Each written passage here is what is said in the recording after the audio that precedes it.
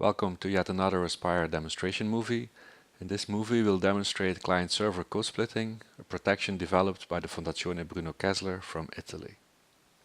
The security requirements that we try to meet with this protection are data integrity. Specifically, we want to reach the minimal requirement that modification of code computing with critical data and assigning values to critical data can be tampered with. So how does this work? Well, suppose you have a program that runs on a mobile device. Normally, if the program is not protected, it contains both critical data and also non-sensitive state, in the sense that part of the data is not security sensitive. If all the data is available in the application running on the mobile device, an attacker can tamper with the code to access and to modify the critical data. To avoid this, we're going to split the program.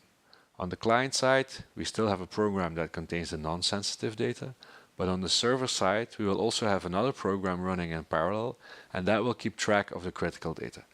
Of course, we will also have to let them communicate such that the secure server can keep track of the changes in the program state and the execution of the program on the mobile device.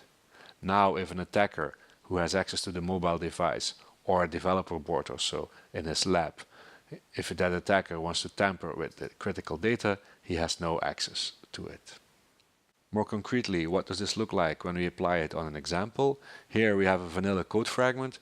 This is a fragment from a very simple license checker where we check whether two dates are not further than 30 days apart.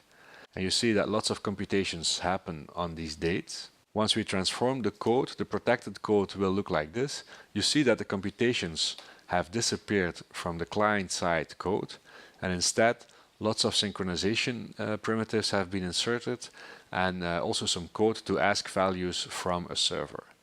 So by synchronizing with the server will be able to track where the client is in its execution.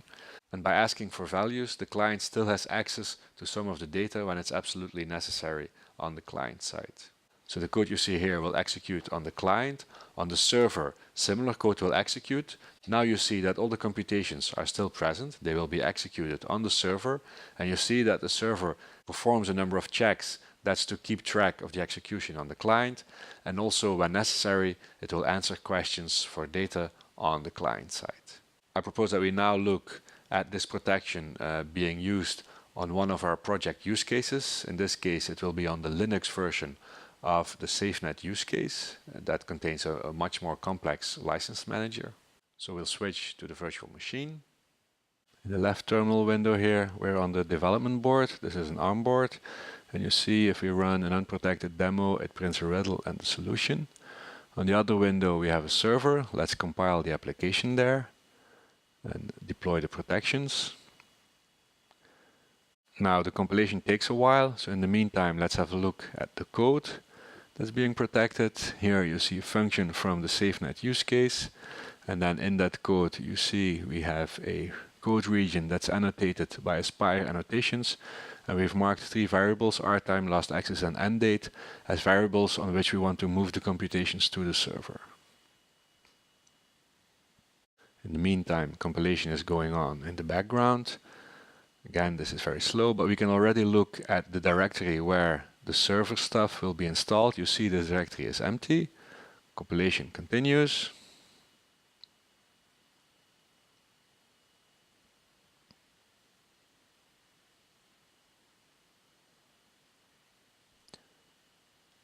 And this takes a while.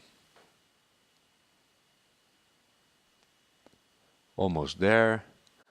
And yes, now it's finalized. Now if we scroll up here in these logs, we see that at some point the server-side code is being generated.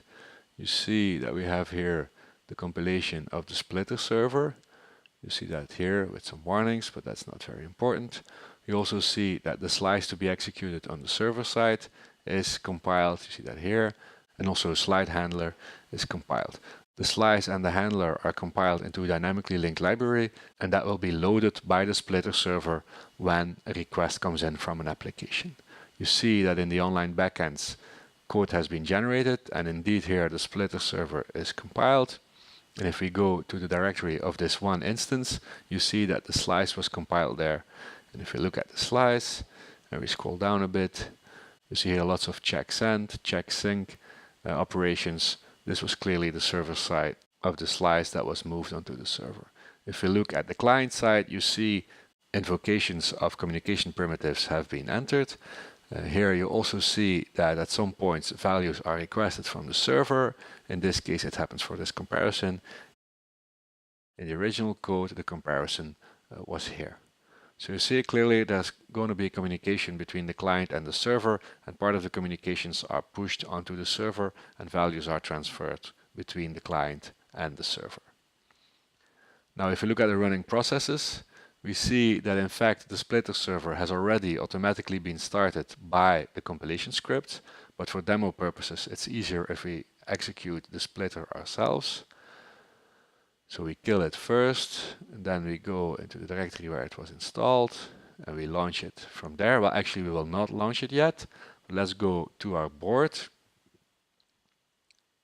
On the board we could run the application again. Of course, before doing so, we need to copy the protected library onto the board. That happens here. Now the protected library is moved onto the board. We're going to run the application. It prints some logging. This is for demo purposes, but then the application stops because the server is not running. When we do launch the server and then we restart the application on the client side, you see that it can now connect to the server. Requests come in. They are logged extensively at the server side. And for example, all these numbers of these messages that you saw in the source code, you see them occur here in the log of the server. Okay, that's what we wanted to demo.